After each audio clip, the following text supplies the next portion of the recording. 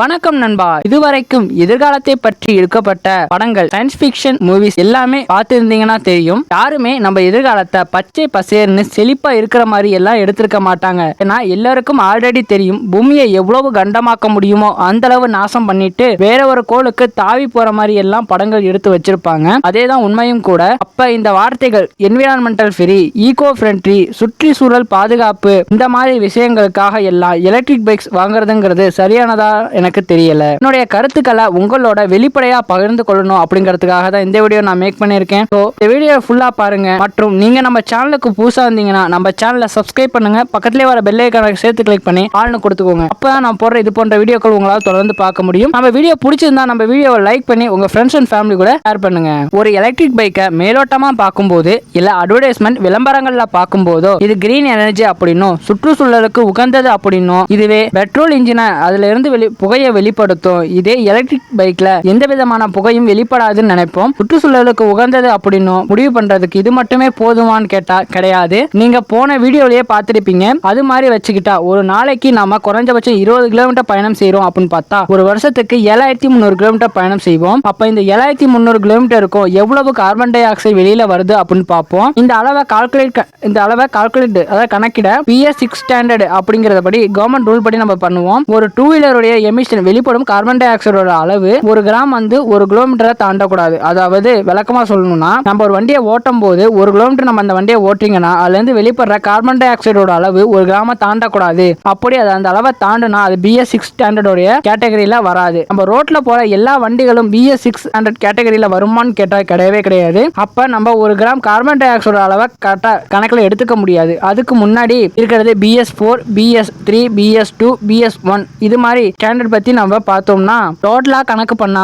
ஆவரேஜா 5 gram per kilometre நம்ம எடுத்துக்கலாம் கார்பன் டை ஆக்சைடோட எமிஷன். இப்ப ஒரு கிலோமீட்டருக்கு 5 கிராம்னா 7300 கிலோமீட்டருக்கு பெட்ரோல் பைக்ல கார்பன் டை ஆக்சைடு புகையோட அளவு எவ்வளவு வருதுன்னு பார்த்தோம்னா 7300 × 5 கிராம்னா 36500 கிராம் வருது. அதாவது 36 kilo 500 gram carbon dioxide அளவு per year in one two wheeler vehicle இருந்து மட்டுமே. தமிழ்நாடு அரசின் புள்ளி விவரத்தின்படி இதுவரை ரெஜிஸ்டர் ஆகி இருக்கும் டூ வீலரோட எண்ணிக்கை என்னன்னு பார்த்தோம்னா 2.5 கோடி பக்கத்துல வருது. இந்த டைம்ல இந்த 2.5 கோடி வண்டியும் ரன்னிங்ல இருக்கான்னு கேட்டா கிடையாது. இருந்தாலும் இப்ப இருக்கிற சூழ்நிலையில வச்சு பார்த்தா அப்படியே நம்ம கணக்குல எடுத்துக்கலாம். பைக்கோட பாப்புலேஷன் 2.5 கோடி அப்படின்னா இந்த 2.5 கோடி வண்டியும் ஒரு வருஷத்துல 7300 கிலோமீட்டர் ஓடுச்சுன்னா அதனால வெளிப்படக்கூடிய கார்பன் டை ஆக்சைடு அளவு என்னன்னு பார்த்தோம்னா நியர்லி 100 crore 100 கோடி கிலோகிராம் கார்பன் டை ஆக்சைடு ஒரு வருஷத்துல மட்டுமே வெளியாகக்கூடும் சொல்றாங்க. இப்ப எலக்ட்ரிக் பைக்ஸுக்கு வருவோம். இதே 7300 கிலோமீட்டர் ஒரு எலக்ட்ரிக் பைக்ல ஓடுனா ஒரு வருஷத்துக்கு கார்பன் டை ஆக்சைடோட வெளிப்பாடு இந்த EV பைக்ஸை பொறுத்தவரைக்கும் ஜீரோ நினைப்பீங்க, கிடையாது. இந்த எலக்ட்ரிக் பைக்ல நாம கொடுக்கிற இன்புட் எலக்ட்ரிசிட்டி. இந்த எலக்ட்ரிசிட்டி எங்க இருந்து வருதுன்னு பார்த்தா இந்திய அரசாங்கத்தின்படி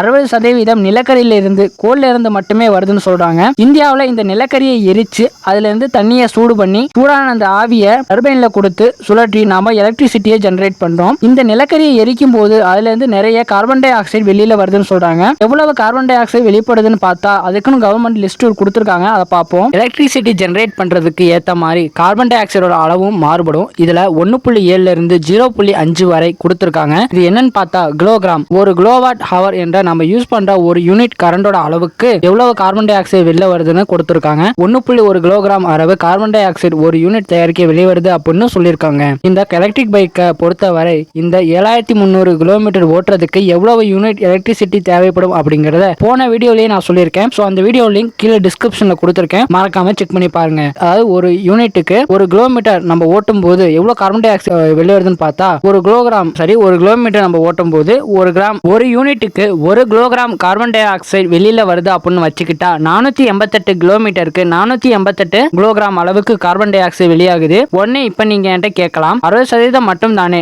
தெர்மல் பவர் ஸ்டேஷன், அதாவது 60% தானே நிலக்கரி பவர் யூஸ் பண்றோம், அப்ப டோட்டல் யூனிட்ல 60% மட்டும் தானே நாம கணக்கெடுக்கணும் அப்படின்னு என்கிட்ட கேட்பீங்க. அப்ப 60% எடுத்துக்கிட்டாலுமே 291 இல்ல இருந்து 300 கிலோகிராம் அளவுக்கு carbon di oxide per year, அது 7300 கிலோமீட்டர் நம்ம ஓட்டுவதனால வெளிப்படுது. இப்ப ப்ராப்ளம் எலக்ட்ரிசிட்டி ஜெனரேட் பண்றதுதான் இருக்கு. இதுல பண்றதுல என்ன ப்ராப்ளம் பார்த்தா இப்ப 60% ரினியூவபிள் எனர்ஜியா மாத்திட்டோம்னா மொத்தமா எலிமினேட் ஆகிடும்னு நினைப்பீங்க. இது எல்லாத்திலையும் ரினியூவபிள் எனர்ஜியா மாத்துறதுல இருக்கிற ஃபர்ஸ்ட் ப்ராப்ளம் என்னன்னா இதோட காஸ்ட். இந்த 60% ரினியூவபிள் எனர்ஜியா மாத்தணும்னா அதுக்காக காஸ்ட் காஸ்ட் அதிகமாக இருக்கும். இது இமிடியேட்டா இப்பவே மாத்தணும்னா முடியாது. ஸோ இதை மாத்துறதுக்கு குறைஞ்சபட்சம் 20 வருஷம் ஆகும். அப்படி ரினியூவபிள் எனர்ஜியா மாத்திட்டா கூட நமக்கு ஜெனரேட் ஆகக்கூடிய எலக்ட்ரிசிட்டி நம்ம கொடுக்குற பிரைஸ் விட 3 மடங்கு அதிகமா இருக்கும். ஏன் அப்படி அதிகமா இருக்குங்கிறத நெக்ஸ்ட் வீடியோல பார்க்கலாம். இப்ப தமிழ்நாட்டில் இருக்கிற ப்ராப்ளம் என்னன்னா, இங்க இருக்கிற இந்த 2.5 கோடி வண்டியையும் எலக்ட்ரிக் வண்டியா மாத்தணும்னா இதுல இருந்து, அதாவது 2.5 கோடி எலக்ட்ரிக் வண்டியில இருந்து ஒரு வருஷத்துக்கு மட்டுமே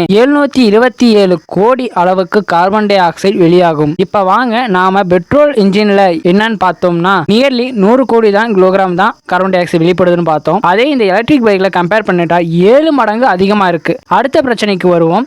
இந்த லித்தியம் அயன் பேட்டரி யூஸ் பண்ணி தான் எலக்ட்ரிக் பைக்கை கொடுத்து பைக் சார்ஜ் பண்ணி வண்டி ஓட்டும். இப்ப தமிழ்நாட்டில் இருக்கிற எல்லா பைக்ஸும் எலக்ட்ரிக் பைக்கா மாத்தினும் பட்சத்துல இந்த லித்தியம் அயன் பேட்டரியோட பயன்பாடு ரொம்ப அதிகமாகிடும். அப்ப இதோட டிமாண்டும் ரொம்ப அதிகமாயிடும் சொல்லலாம். எதனாலனா இப்ப 2.5 கோடி பைக்கும் தேவை 8ல இருந்து 10 கோடி வரை இருக்கலாம். அப்ப பேட்டரி பேக்ஸ் அதிகமா தேவைப்படும். எதனால இவ்வளவு அதிகமா தேவைப்படும் அப்படின்னு பார்த்தோம்னா, இந்த பேட்டரியை ஒன்ஸ் இன்ஸ்டால் பண்ணிட்டா அது அப்படியே வாழ்க்கை ஃபுல்லா இருக்கணும்னு நம்மளால நினைக்க முடியாது. இதை 3 வருஷத்துக்கோ இல்ல 4 வருஷத்துக்கோ ஒரு திருப்பு வேலிடிட்டி, அதாவது வாரண்டி இருக்கும் போது இல்லாத சமயத்துக்கோ மாத்திர மாதிரி இருக்கும். இனி லேட்டஸ்டா வரக்கூடிய வண்டிகள்ல ஆல்டர்னேட்டிவ் பேட்டரி சிஸ்டமும் கொண்டு வர போறதா சொல்றாங்க. அது மட்டும் இல்லாம ஸ்பேர் பேட்டரியோட தேவையும் அதிகரிக்கும். தேவை அதிகரிக்கும் போது பிரச்சனையும் அதிகமா வரும். அது என்ன பிரச்சனைனா, இந்த லித்தியமை எப்படி வெளியில எடுப்பாங்கன்னா, பூமிக்கு அடியில இருக்கக்கூடிய கிரவுண்ட் வாட்டர்ல இந்த லித்தியம் மிக்ஸ் ஆகி இருக்கும். அந்த வாட்டரை வெளியே எடுத்து உப்பளங்கள் வெட்டி உப்பை எடுக்கிற மாதிரி பெரிய குளங்களை வெட்டி தண்ணியை போட்டு தண்ணியில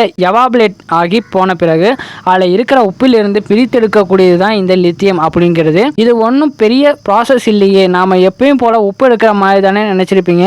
அதான் தப்பு. இதை லித்தியம் நம்ம போர் போட்டு தண்ணியில எடுக்கிறது கிடையாது. இந்த லித்தியம் அதுக்கும் அதிகமா ஆழத்துல எடுக்கணும். இந்த லித்தியம் தண்ணி வர வரையும் போர் போடுவாங்க. எவ்வளவு ஆழம் போகிறதுலாம் தெரியாது. நம்ம யூஸ் பண்ற பைக்ல எவ்வளவு லித்தியம் இருக்கும் பார்த்தோம்னா 100% லித்தியம் இருக்காது. 7% மட்டுமே லித்தியம் இருக்கும். இப்போ ஒரு பேட்டரியோட வெயிட் 8ல இருந்து 6 கிலோன்னு எடுத்துக்கிட்டா அப்ப அதுல சராசரியா 450 இருந்து 500 கிராம் லித்தியம் இருக்கும். இப்போ பொதுவா சொல்லணும்னா ஒரு EV பைக்ல 500 கிராம் லித்தியம் இருக்கும். இப்போ இந்த 500 கிராம் லித்தியம் தயாரிக்க எவ்வளவு தண்ணி தேவைப்படும்னா 1000 லிட்டர் தண்ணி தேவை. அப்ப ஒரு டன் லித்தியம் எடுக்க கிட்டத்தட்ட 20 லட்சம் டன் தண்ணி தேவைப்படுது. இப்போதைக்கு லித்தியம் அதிகமா தயாரிக்கும் 3 இடங்கள் எகிலி, பொலிவியா, அர்ஜென்டினா, 3 கண்ட்ரில தான் அதிகமா தயாரிக்கிறாங்க. தேவைக்கு அதிகமா இருந்தா அதிகமா தயாரிப்பாங்க. அதை எங்க வேண்டுமானாலும் தயாரிக்கலாம். நம்ம மண்ணிலேயே கூட தயாரிக்கலாம். நம்ம மண்ணில தான் எல்லாமே இருக்குமே. அதை எப்ப கண்டுபிடிக்கிறாங்களோ அப்ப ஆட்டோமேட்டிக்கா அவங்களே எடுத்துட்டு போயிருவாங்க. அதே மாதிரி இந்த லித்தியம் தயாரிக்கும் போதோ லித்தியம் அயான் பேட்டரி தயாரிக்கும் போதோ வெளிப்படும் கார்பன் டை ஆக்சைடோடைய அளவு நார்மல் பெட்ரோல் பைக் தயாரிக்கும் போது வெளிப்படும் கார்பன் டை ஆக்சைடோடைய அளவை விட 7 மடங்கு அதிகமா இருக்கும்னு சொல்றாங்க. இப்ப உங்களுக்கு தோணும், இதை ஏன் அதிகபட்சமா தயாரிக்கணும், இருக்கிற பேட்டரியை ரீசைக்கிள் பண்ணலாம் இல்ல ரிப்பேர் பண்ணலாம்னு நினைக்கலாம். ஆனா இந்த லித்தியம் அயான் பேட்டரியை பொறுத்த வரைக்கும் ஒரு தனிப்பட்ட ஒரு செல் இயங்குவது கிடையாது. அதே மாதிரி ஒரு பெரிய செல்லாவும் இவங்க உருவாக்குவது கிடையாது. இவங்க பயன்படுத்துறது காம்பினேஷன் ஆஃப் செல்ஸ் அப்படிங்கிறது நிறைய பேட்டரிய சீரிஸாவும் இல்ல பேரலாவும் கனெக்ட் பண்றது மூலமா அதோட வோல்டேஜையும் ஆம்பியர் அளவையும் அதிகப்படுத்தி அதிலிருந்து நாம பவரை பெறலாம். இதுல இருக்கிற ப்ராப்ளம் என்னன்னா, இதை நாம சீரியஸாவும் பேரலாவும் பயன்படுத்தும் போது இதுல இருக்கிற ஒரு பேட்டரி டீகிரேட் ஆகக்கூடும். அதாவது பேட்டரி பர்ஃபார்மன்ஸ் கம்மியாக கூடும். கம்மியாகிற சமயத்துல அந்த என்டையர் சிஸ்டமும் வீணா போயிடும். அப்ப அந்த பக்கத்துல இருக்கிற எல்லா செக்ஷனும் டேமேஜ் ஆகும். ஒரு பேட்டரி பேக்கேஜ்ல ப்ராப்ளம் வந்தா டோட்டல் ப்ராப்ளம் தான் வரும். அதை ரீசைக்கிள் பண்ண முயற்சி பண்றாங்க. இப்ப பண்ணும்போது அது வெடிக்கக்கூடிய தன்மைக்கு போயிடுது. அதனால அதை ரீசார்ஜ் பண்ண எந்த சாத்தியக்கூறுகளும் கிடையாது. இப்பதான் சொன்னேன். இப்ப நான் சொன்ன இன்ஃபர்மேஷன் வச்சு பார்க்கும்போது புரியும். இப்ப நம்ம மேல திணிக்கப்படுற சில பொய்கள், இது சுற்றுச்சூழலை பாதுகாக்கும், காஸ்ட்டை கம்மி பண்ணும், இன்னும் சில பொய்களும் சொல்றாங்க. கிரீன் எனர்ஜி, சுற்றுச்சூழலை பாதிக்கும், எல்லாமே வார்த்தைகளும் நல்லா தான் இருக்கும். ஆனா பிராக்டிக்கலா வாய்ப்பு இல்லை. என்னுடைய கருத்துக்களை நான் சொல்லியிருக்கேன். உங்களுக்கு பிடிச்சிருந்தா நம்ம வீடியோ லைக் பண்ணிட்டு உங்க ஃப்ரெண்ட்ஸ் அண்ட் ஃபேமிலி கூட ஷேர் பண்ணுங்க. எலக்ட்ரிக் பைக் நான் வாங்கக்கூடாதுன்னு சொல்ல, பெட்ரோல் பைக் தான் வாங்கணும்னு சொல்ல, இல்ல பெட்ரோல் பைக் வாங்கக்கூடாதுன்னு சொல்ல, ரெண்டுக்கு இருக்கிற டிஃபரன்ஷியேஷன் மற்றும் எது அதிகமா டேமேஜ் படுத்தும் அப்படிங்கறத நான் சொல்லியிருக்கேன். ஓகே, உங்களுக்கு இதை புரிஞ்சிருக்கும். உங்க ஃப்ரெண்ட்ஸ் அண்ட் ஃபேமிலி கூட ஷேர் பண்ணுங்க. தேங்க்யூ. நான் உங்க விக்கி. இது விக்கிஸ் TFT.